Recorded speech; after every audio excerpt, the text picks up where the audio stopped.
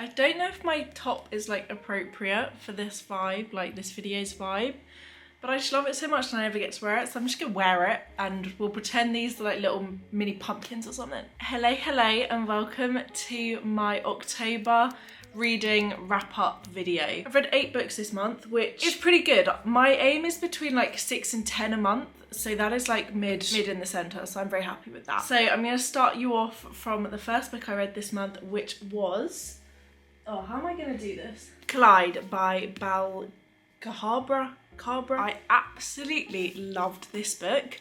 I had, not gonna lie, low expectations. I have not seen anything on this book. I was just a bit like, it's a hockey romance and I am a hockey romance type of galley. This was just like, I picked it up just because. I've just remembered there's a candle behind me. I'm just gonna move that into shot so I don't burn myself. I didn't have high hopes. I thought it would be really generic, really boring. It really surprised me and I absolutely loved it. This follows Aiden and Summer. Aiden is the hockey captain of his school and Summer is a psychology major and she wants to become a psychologist, and for one of her big assignments she needs to do a report on hockey captains and burnout and hockey players and burnout, etc. And Aiden gets into a little bit of trouble with his coach, and basically his coach nominates Aiden to be Summer's guinea pig, basically her like person she reports about, if that makes sense. They're very different. Summer's very like uptight, she's a bit anxious, she's like blah, blah, blah. Aiden's very much laid back, just chilling. Hockey's just the only thing he cares about. And this book obviously follows their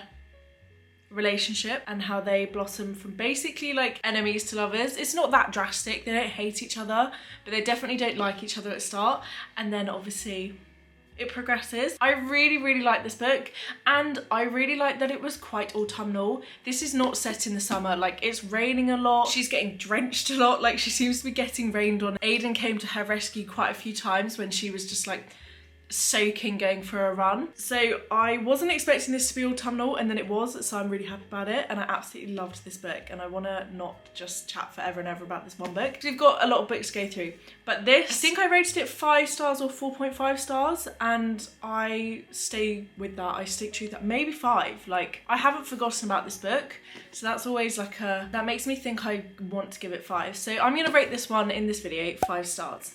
Absolutely loved this book. On to the next book. This was by far the best read of this month. The next book I read in October was Fourth Wing. Oh my gosh, one of my favourite books I've read this year. What I've come to learn about myself is I'm a romantasy reader. Like, my top 3 books are A Court of Silver Flames, and basically ACOTAR, the whole series, but A Court of Silver Flames, Powerless, and Fourth Wing. So, you know, you can kind of tell what my vibe is. Like, these are my top 3 books I've ever read in my life. This was incredible. Iron Flame is like my most anticipated read, and I will be reading it in November. I don't care if it's for a challenge, if it's for what, I will be reading this book. This is following Violet and a couple of other characters. It follows a lot of people. Honestly, you've got to keep up. So in this world, in this book, you basically are a fighter. It's very Hogwartsy. It's like you're a fighter, you're a writer, you're a cook. You either have like the quiet life or you're out on like the front lines battling. And Violet, the main character, expected the quiet life. She was training to be a scribe, like surrounded by books, etc. And then she basically gets thrown into Basgaith School, which is then training you to be a fighter, a dragon rider. Oh, there's dragons in this as well. I'm not going to do the best at describing this because there's so much to say. I'm just like blah blah. So Violet's thrown into Basgaith School, where her mum is like the headmaster of either the school or like the whole town. I never really understood like what her mum's deal was, but her mum was very important, and her mum were besties. And basically there are loads of like trials that all of the students have to go through, and they have like leaders, a little bit like Gryffindor, Hufflepuff. They're a bit like that, like they're in groups and they have like a leader. And Violet's leader is Xaden, who, long story short, Xaden and Violet hate each other. You will find out very early why that is, but they absolutely hate each other. And she's kind of been like forced under his wing, and basically the first few like months / weeks of training, you are trained up to then hopefully get a dragon to pick you. The dragons come down once a year, pick their riders, and then you're like besties for life. But yeah, it was the most incredible book. I don't know if that was the best description. Everyone has an agenda. Every night could be your last, graduate or die. That's what the book says. It's very intense. Everyone kind of has it out for Violet because she is a Sorrengail, and the Sorrengails are the family who just seem to be you know, her mum is the sorring girl and like her sister fights and her brother was a great fighter. So there's kind of a lot of pressure on Violet, and Violet didn't sign up for this life. I absolutely loved it and I loved how big it was, and I can't wait to read Iron Flame. This was 6 stars, like one of my top 3 reads, especially of the year. Like I've read A Court of Silver Flames and Powerless and Fourth Wing all this year and I loved them all so much. And then moving on to The Dead Romantics. Again, absolutely loved this book. This is another 5 stars. Honestly, this October started off amazingly. Didn't end amazingly, but it started off amazingly. The Dead Romantics follows Florence and Benji. Florence is a ghostwriter and Benji is her editor, her new editor, because I don't actually remember what happened to her old editor, but Benji's her new editor. They basically meet once, and then the next day she has to go home because her dad passed away, and Benji ends up knocking on her door as a ghost. So Florence can talk to ghosts. Her and her dad always had the gift of being able to talk to ghosts. Basically, they're required to help the ghost like settle any last little things they need to settle. Then the ghost can then go off into heaven or hell. So Benji, that happens to Benji. He has to settle something and Florence tries to help him, and it basically follows them like learning each other, getting to know each other. Obviously they only met each other once, and it was the most incredible story. I do not want to spoil this for you, because when I tell you, when I read the last X amount of pages, I can't even remember what it was, but when the plot twisted, I have never been so... No, I have been so shocked. Fourth Wing shocked me. But this was the most unexpected turn, to be honest. This was the most unexpected turn. With the Fourth Wing plot twist and most other plot twists in a book, I'm like, it's one of my predictions. Oh my gosh, I have tea, which I forgot about. Can we please all appreciate me and my teacup are matchy right now? I think I read the last like 150 pages in one sitting. Like I was like turning these pages at an insane speed, and I'm not a very quick reader, so absolutely loved this book. 5 stars again. I just could not believe, like, Ashley Poston, she really outdid herself with this book. I absolutely loved it. If anyone has read this book, please let me know what your thoughts were, because this was like the most mind-boggling book I've read this year. So if you've read this book, please let me know what your thoughts were. And then October took a slight turn, annoyingly. So a couple of weeks ago on my channel I did reading full themed books for a week, and I started off that challenge with the Pumpkin Spice Cafe. This was not a bad book. I really didn't like it. I've had time to mull and think about it. I don't absolutely despise it, but I definitely don't like it. It's like 2 stars. It was very autumnal. Very autumnal, and I liked Logan. Jeannie was a little bit annoying. Sorry, I didn't even give you a synopsis. This book follows Jeannie and Logan. Jeannie moves to Dream Harbour and takes over the beloved Pumpkin Spice Cafe because her aunt jets off to, I think, Hawaii or somewhere. Like, she just jets off and she's like, I'm out of here. Logan is the local farmer who avoids Dream Harbour and its drama and its like goss and all the chitter chat of it. He's just like wants a quiet life, bit grumpy. It's very much grumpy sweetheart vibes, very much. And then obviously Jeannie moves to town. Logan offers to help her a little bit.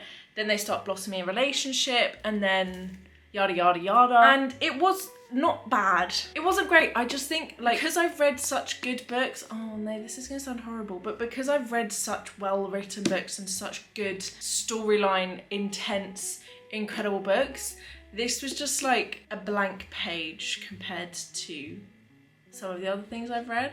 Is that really horrible? It was cute and like it was understandable and the writing was really easy, and it wasn't like, when I read Intermezzo by Sally Rooney, that frustrated me because I could not understand what she was saying. Like that I didn't like because it was just, my brain was hurting. I was getting a headache reading it.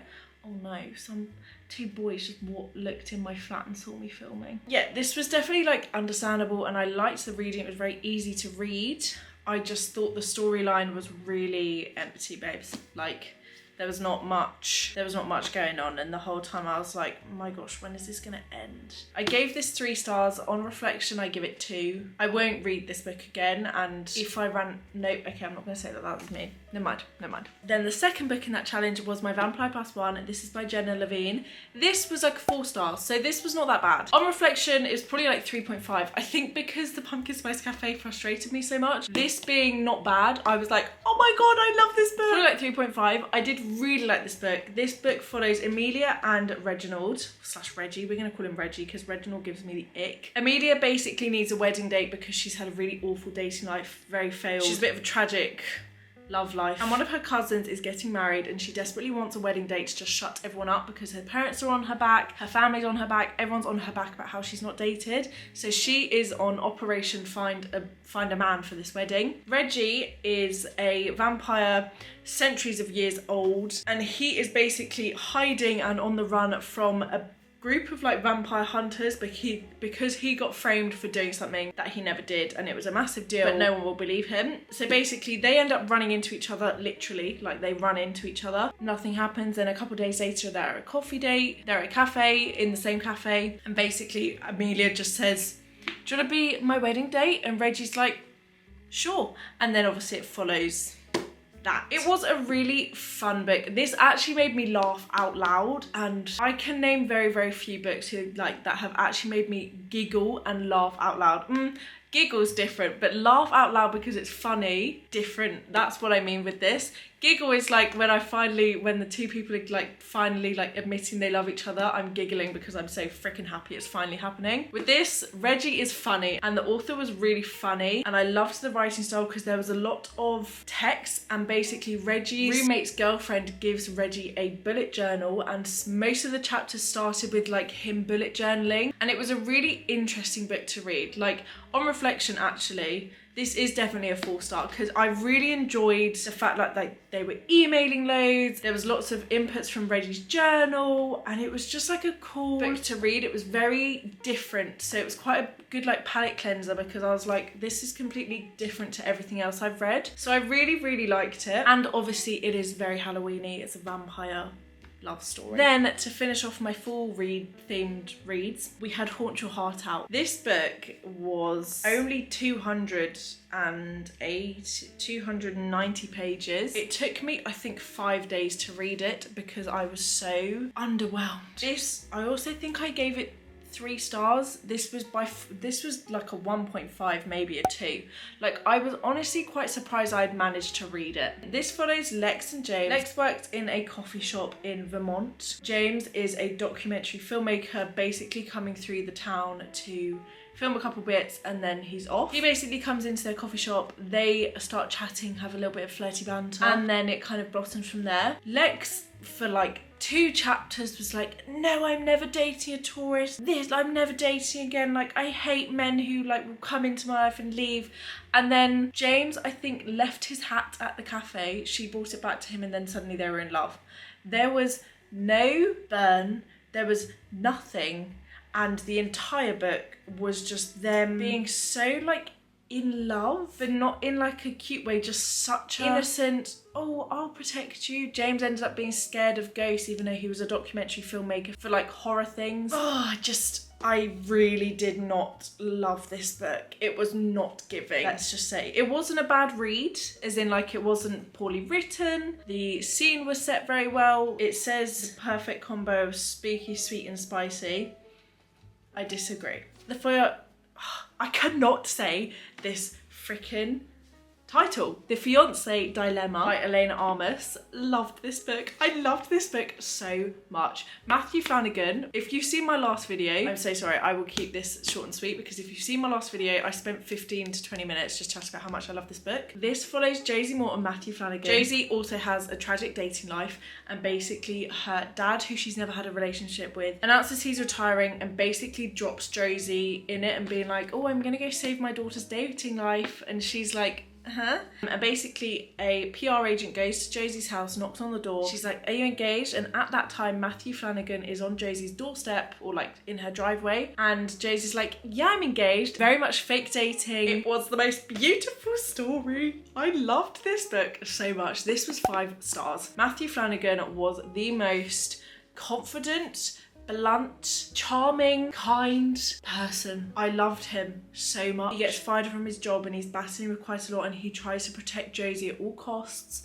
and she's like, please let me in, and it's so sweet, and it's the most like, it's a really slow burn. It's such a beautiful story about like them falling in love. Oh my gosh, it was phenomenal. 10 out of 10. Loved this book so much. Okay, we've got one more and my camera's about to die again. I seem to always film when my camera's gonna die. So I'm actually only halfway through this book. This is Bloodstream by Emily Carter, but it is the 29th of October and I will finish this most likely today or tomorrow because I've been reading this a lot today. This follows Faith and Julian. Faith is a social media like manager for a racing company. This is an F1 romance. Faith basically gets hired to be the social media manager for Revolution Racing, which is an F1 team. And Julian Moretz is the like lead driver of Revolution Racing, and basically it follows her and him getting to know each other. It's very much like cold vibes to begin with. Like, it was a bit of a weird vibe to begin with. And also I'm 150 pages in and there's 330-ish and it's still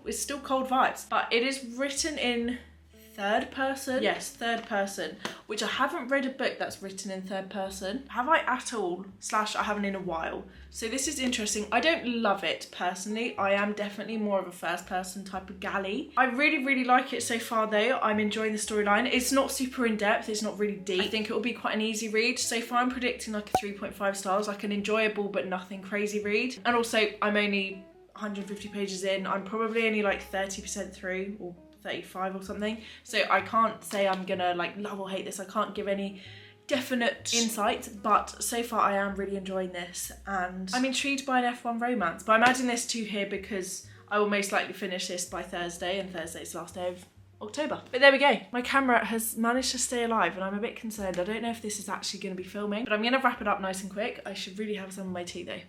I keep forgetting about this. Thank you so much for watching. I really hope you enjoyed. I hope you had a really good reading month in October. Please leave your book recommendations in the comments. If you had any really good October reads, please let me know. I'm also going to be doing a November TBR video. So if you have any recommendations for what I should read in November, please let me know. Thanks so much for watching. I really hope you enjoyed. Follow my Goodreads and my Instagram. They are both in the description. And hopefully I will see you again soon for another video. Kisses and hugs. Bye-bye.